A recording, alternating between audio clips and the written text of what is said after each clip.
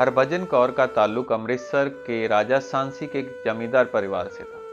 1946 में उसकी शादी लाहौर में हुई और 1947 में दंगों के दौरान जब वो लाहौर से अमृतसर आ रहे थे तो रास्ते में ट्रक पर हमला हुआ। सभी पुरुषों को मार दिया गया, लड़कियों को छोड़ दिया गया। बची हुई लड़कियों में हरभजन कौर थी। हरभजन कौर कई जगह से अदल बदल होने के बाद जिस पुरुष के पास पहुंची उसका नाम अफजल था। अफजल ने उससे शादी की और उससे 5 बच्चे हुए और हरभजन कौर का नया नाम शहनाज बेगम था। हरभजन कौर की एक तमन्ना हमेशा रही कि वो अपने माँ बाप से मिले और ये तमन्ना उसकी 1962 में पूरी हुई जब उसे हिंदुस्तान का वीज़ा मिला। वह अपने पति अफजल और 5 बच्चों को लेकर राजा सांसी अमृतसर आई। माँ बाप और परिवार के लोगों ने बहुत स्वागत किया, लेकिन जाते हुए अफजल और बच्चों को तो वापस पाकिस्तान भेज दिया, लेकिन हरभजन कौर को कोई बहाना बनाकर वहीं रोक लिया। हरभजन कौर एक बार फिर पार्टीशन का शिकार हुई। मजबूरन उसे अपने बच्चों से अलग रहना पड़ा और कुछ सालों बाद उसके घर वालों ने उसकी दूसरी शादी एक ऐसे पुरुष से कर दी जिसकी पत्नी मर चुकी थी और जिसका बच्चा छोटा था। बच्चे का नाम रोमी था। हरभजन कौर रोमी की परवरिश करने लगी और कुछ सालों बाद रोमी विदेश चला गया और उसने अपने माँ बाप दोनों को वहीं बुला लिया। कुछ सालों बाद पिता की मृत्यु हो गई, लेकिन रोमी यह जानता था कि हरभजन कौर का नाता पाकिस्तान से भी है और पाकिस्तान में उसके 5 बच्चे हैं। हालांकि हरभजन कौर ने कभी रोमी को इसके बारे में नहीं बताया, लेकिन रोमी ने किसी दूसरे सोर्सेज से इसका पता करवा लिया था। एक दिन वो हरभजन कौर को कहता है कि क्या तुम्हें अपने बच्चों से मिलना है, या तुम्हारा दिल करता है कि अपने बच्चों से मिलो। तो हरभजन कौर ने कहा कि कौन सी ऐसी माँ है जिसका दिल नहीं करता होगा। और उसके बाद एक लंबी कहानी है और वो कहानी इस मोड़ पर पहुंचती है कि वो 2012 में वो अपने बच्चों से मिलती है। ये कितने सालों का वक्फा था, किन किन लोगों ने इसमें सहयोग किया, और उसमें एक जो मुख्य किरदार है सहयोग करने वाला, उसका नाम है इश्तियाक अहमद। और आज उन्हीं की किताब के बारे में बात करेंगे। अंग्रेजी में ये किताब आई और इस किताब का नाम है the Punjab bloodied partitioned and cleansed, unravelling the 1947 tragedy through secret British reports and first person accounts. और बाद में इसका हिंदी अनुवाद हुआ और इसका गुरुमुखी में भी अनुवाद हुआ। गुरुमुखी में ये ई बुक में भी अवेलेबल है। कुछ टाइम पहले मेरे एक दोस्त ने मुझे कहा कि तुमने पार्टीशन पे कौन कौन सी किताबें पढ़ी हैं। मैंने कुछ किताबों का जिक्र किया जो नॉवेल्स थी, कहानियाँ थी। उन्होंने कहा कि कोई ऐसी किताब पढ़ी है जो रिपोर्ट्स या रिसर्च पर बेस्ड हो। तो मैंने कहा कि नहीं, मैंने ऐसी कोई किताब नहीं पढ़ी। तो उन्होंने मुझे एक किताब रिकमेंड की, the other side of silence, Urvashi Butalia की। वो किताब जब मैंने पढ़ी तो मुझे एक अलग कंटेक्स्ट पता चला, पार्टीशन को एक अलग नज़र से मैंने देखा, जिसमें जो हाशिए पे जो आवाज़ें हैं, जिसमें महिलाएं हैं, बच्चे हैं, दलित हैं, उनके बारे में विशेषकर उसमें बहुत शानदार लिखा गया। और उस पर मैंने एक वीडियो बनाई जो मेरे चैनल पे अवेलेबल है।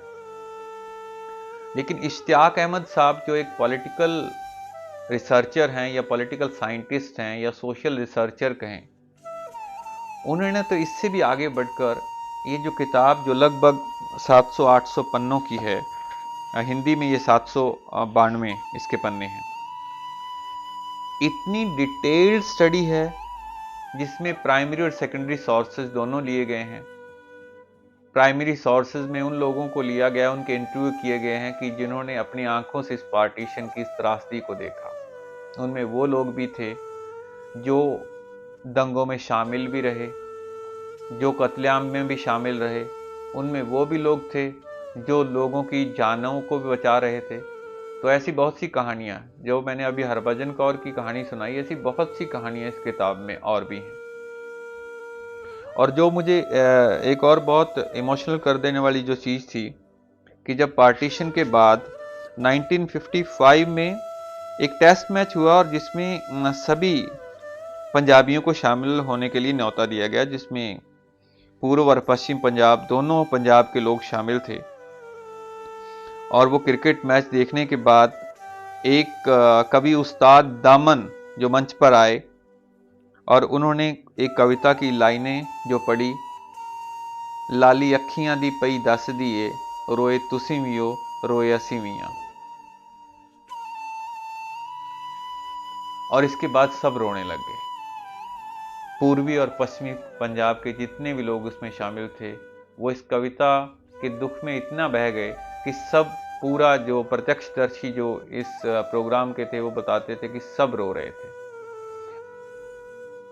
इश्तियाक अहमद साहब का स्टॉकहोम यूनिवर्सिटी स्वीडन से संबंध होने में ये फ़ायदा है, जो इश्तियाक साहब खुद भी कहते हैं, कि उन्हें हिंदुस्तान और पाकिस्तान में विज़िट करने में ज़्यादा मुश्किलात नहीं आए। वो बहुत से लोगों से मिल पाए, बहुत से लोगों से बात कर पाए, जिसकी वजह से ये रिसर्च का जो वर्क है ये जो कंप्लीट हो पाया।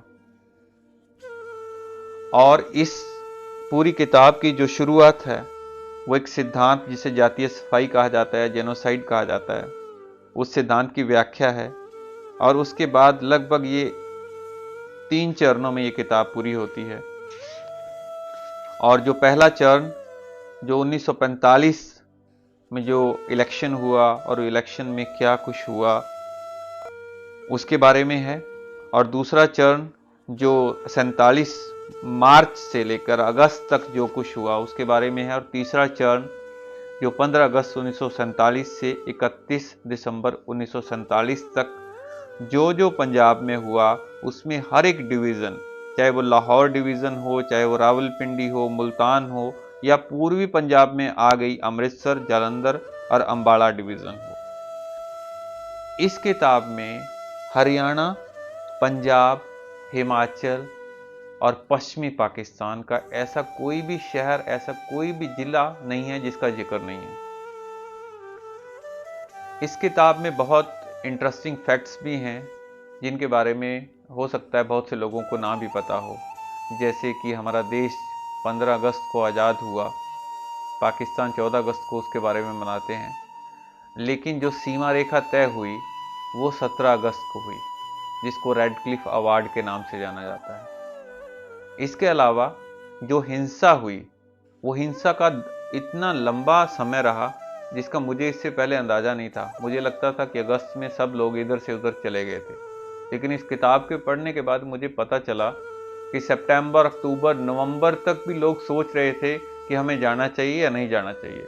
और वो कंडीशन और भी ज़्यादा तब खराब हुई जब पाकिस्तान से इधर आए हिंदू और सिखों ने देखा कि अभी यहाँ मुस्लिम रह रहे हैं, तो वो बदला लेने की भावना से उनसे लड़ने लगे या उनको भगाने लगे। और ऐसे ही जब यहाँ से पाकिस्तान जो मुस्लिम गए और उन्होंने देखा कि वहाँ कुछ हिंदू और सिख अभी भी रह रहे हैं, तो मारकाट और भी ज़्यादा हुई और भी भयावह और भी खतरनाक हुई अगस्त के बाद भी। और इसके बाद मार्च में वो क्या कारण था कि यूनियनिस्ट पार्टी को रिज़ाइन करना पड़ा। ये यूनियनिस्ट पार्टी वही है जिसमें सर छोटू राम भी एक बहुत बड़े नेता थे। और क्यों उस सरकार ने 3 लोगों पे बैन लगाया, जिसमें से एक आरएसएस थी, दूसरे नेशनल गार्ड जो मुस्लिम लीग के थे, और तीसरा अकाल फौज जो सिखों की थी। इन तीनों ग्रुप्स पे क्यों बैन लगाया उसके बारे में भी जानना है तो आपको इस किताब को पढ़ना पड़ेगा, हर एक चीज़ के बारे में। और इसमें जो कुछ खुफिया रिपोर्ट्स जो यहाँ के जो अंग्रेज अफसर थे वो ब्रिटेन को भेजते थे फोर्टनाइटली, हर 15 दिन के बाद, उन रिपोर्ट्स का भी पूरा जिक्र है। इसके अलावा उस टाइम जो मैगजीन, जो न्यूज़पेपर लिख रहे थे, या जो भी वहाँ के जो बड़ी बड़ी, जो इसके अलावा भी और किसी एजेंसीज की जो भी रिपोर्ट्स हैं, उन सबको इसमें शामिल किया गया है। इसमें बहुत से लोगों के इंटरव्यूज़ हैं, बहुत से नामी बॉलीवुड के लोग जो उस समय पश्चिमी पाकिस्तान से आए उनके इंटरव्यू हैं। इसी तरीके से जो पश्चिमी पाकिस्तान से जो नामी लोग, बहुत बड़े जो पर्सनालिटीज़ हैं, उनके भी इंटरव्यूज़ हैं जिन्होंने अपनी आँखों से इस पूरे मंजर को देखा। इसमें दोनों ही तरीकों के लोगों के बारे में बात है। ऐसे भी लोग हैं जो ये कहते थे कि तुम जब भी वापस आओगे और तुम्हारी प्रॉपर्टी हम वैसे ही संभाल के रखेंगे, और एक वाक़या है कि जब ऐसे ही पड़ोसी उनको पूरा आश्वासन दे रहे थे जो वहाँ अपना घर छोड़ के जा रहे थे, और किन्हीं कारणों से ट्रक नहीं मिला या ट्रेन नहीं मिली, और वो वापस शाम को जब अपने घर आए तो शाम तक ही उनके घर लूट लिए गए थे, और वो किसी और ने नहीं लूटे थे, उन्हीं पड़ोसियों ने लूटे थे। और ऐसे भी वाक़या हैं जिसमें पार्टीशन के कई सालों बाद एक पाकिस्तान से एक चिट्ठी आती है एक हिंदुस्तानी के पास कि मैं जब गया तो मुझे कुछ रुपए तुम्हारे उधार जो मैंने लिए थे वो तुम्हारे वापस करने थे, जो तब मैं नहीं कर पाया था, और यहाँ आने के बाद मेरी आर्थिक जो हालत है वो ठीक नहीं थी। अब मैं थोड़ा-सा ठीक हूँ और मैं अपने जो पैसे हैं वो तुम्हें लौटा रहा हूँ। तो ऐसे भी लोग थे, तो हर तरह की कहानियाँ हैं इसमें। और एक और भी है जो बड़ा मार्मिक है कि जब इस किताब को आप पढ़ते हो, ऐसा लगता है कि आप जा रहे हो, घूम रहे हो, और उस समय आपके आस-पास सब कुछ हो रहा है। छोटे-छोटे बच्चों को नेज़ों पे टांगा हुआ है, डेड बॉडीज़ आपके आस-पास बिखरी पड़ी हैं, उनको कुत्ते और इस तरह के जानवर नोच रहे हैं, और किस तरह से लड़कियों को बलपूर्वक खींचा जा रहा है, उनके साथ रेप किया जा रहा है, उनकी छातियों को काटा जा रहा है। तो ये सारी जो चीज़ें जो उस समय जो चीज़ें हुई जो बहुत घिनौनी और बहुत शर्मनाक थी, वो सब आपको उस समय महसूस कराती है आपको कि कितनी एक महीन या कितनी बारीक लाइन है एक इंसानियत और हैवानियत के बीच। कैसे लोग बदल जाते हैं, कैसे राजनीति कैसे इस्तेमाल करती है। राजनीति में सबका ज़िक्र है इसमें, मुस्लिम लीग का क्या रोल था, कांग्रेस का क्या रोल था, आरएसएस इसमें क्या रोल प्ले कर रही थी, जो अकाली थे या जो सिख लीडर थे, मास्टर तारा सिंह ने जब पंजाब विधानसभा के बाद तलवार लहराई तो उसका असर क्या पड़ा। तो ऐसा ही अमृतसर में कैसे मुस्लिम लड़कियों को निर्वस्त्र करके घुमाया गया, और इसी तरीके से हम पाकिस्तान में भी बहुत सी ऐसी घटनाएं आईं जो लड़कियों पर, महिलाओं पर जो अत्याचार हुए। इन तमाम घटनाओं के बारे में इस किताब में आपको पढ़ने को मिलेगा। किताब थोड़ी बड़ी है, लगभग 700-800 पेज की है, लेकिन बहुत तरीके से एक रिसर्च के तरीके से कि पहले सिद्धांत के बारे में, जेनोसाइड के बारे में, जो जातीय सफाई है उसके बारे में बताया गया है। फिर लोगों के इंटरव्यूज़ किए गए हैं, और ख़ास ध्यान रखा गया है इश्तियाक अहमद साहब के द्वारा कि जिस तरह से एक पॉलिटिकल साइंटिस्ट या रिसर्चर को रखना भी चाहिए, वो कहीं भी जजमेंटल नहीं है, कहीं भी जजमेंट देते हुए नहीं दिखते। वो हर एक पक्ष को आपके सामने रखते हैं, और ये आपका फैसला है कि आप उसको पढ़ने के बाद जो भी अपना पर्सपेक्टिव या जो भी अपनी सोच बनाओ, वो आप पर छोड़ देते हैं। वो इंटरव्यू का ज़िक्र करते हैं, वो रिपोर्ट्स जो खुफिया रिपोर्ट्स हैं उनका ज़िक्र करते हैं, वो न्यूज़पेपर, मैगज़ीन जो भी उस समय प्रिंटेड मटेरियल था, वो सबको रेफ़रेंस के तौर पे लेते हैं। एक बड़ी लंबी लिस्ट जो रेफ़रेंस की है, जो लास्ट में बिब्लियोग्राफी या रेफ़रेंस है, वो भी दिए गए हैं। जिससे आपको और भी आसानी होगी कि अगर आपका पार्टीशन में कोई इंटरेस्ट है इसके चीज़ों के बारे में पढ़ने में, तो आपको बहुत सी किताबें इसके रेफरेंस में मिल जाएंगी जिसके बारे में आप जान सकते हो। और अंत में इसका निष्कर्ष भी दिया गया है, और उस निष्कर्ष में हर एक पक्ष को रखा गया है, पहले बहुत डिटेल्ड इंटरव्यू और रिपोर्ट्स के बारे में बताकर, और लास्ट में बहुत उसको प्रिसाइज फॉर्म में उसका क्या निष्कर्ष होगा। और कहीं न कहीं इश्तियाक अहमद साहब पंजाबी जो भाषा की दुर्गति जो पाकिस्तान में हुई है, जो पाकिस्तान सरकार ने इग्नोर किया है पंजाबी ज़ुबान को, और उसकी बात भी करते हैं, और कहीं न कहीं पंजाबियत की उस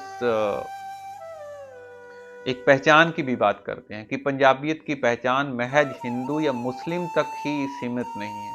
वो पंजाबियत की पहचान हिंदू को भी उसमें शामिल करती है, वो क्रिश्चियन को भी उसमें शामिल करती है। तो ये मुझे बहुत अच्छा लगा जिस तरीके से इस किताब में जो चीज़ें मुझे सीखने को मिली, जो मुझे जानने को मिली, बहुत सी नई चीज़ें थी, बहुत सी पहले से जो हमने अपने बुजुर्गों से सुनी थी, बहुत सी ऐसी भी चीज़ें थी जो बुजुर्गों से जो नाम सुने थे। और किताब की शुरुआत जो हुई है वो अमृता प्रीतम की उन उन पंक्तियों से हुई है कि अज आखां वारिस शाह नूं किते कबरां विचों बोल, ते अज हुसन किताबे इश्क दा कोई अगला वर्का फोल, एक रोई सी धी पंजाब दी तू लिख लिख मारे वैन, अज लखां धीआं रोंदियां तेनों वारिस शाह नूं कहण, तेनों वारिस शाह नूं कहण। तो इस किताब में वो सब कुछ है जो आप जानना चाहते हो पार्टीशन के बारे में। तो इश्तियाक अहमद साहब की ये किताब, जो हिंदी में जिसका अनुवाद गुरप्रीत सिंह ने किया है, 1947 में पंजाब का बंटवारा, एक त्रासदी हजार कहानियाँ। और मैं तो आपको ये राय दूंगा कि अगर आप इंग्लिश में इसे पढ़ो तो वो ज़्यादा बेहतर है। जो Punjab blooded partition and cleansed के नाम पर है, जो इश्तियाक अहमद साहब ने खुद लिखी है। वैसे तो इसका पंजाबी तर्जुमा भी हो चुका है, मैंने बताया आपको, उसकी भी ई बुक अवेलेबल है। तो आप ज़रूर इस किताब को पढ़िए। आपको बहुत बहुत शुक्रिया।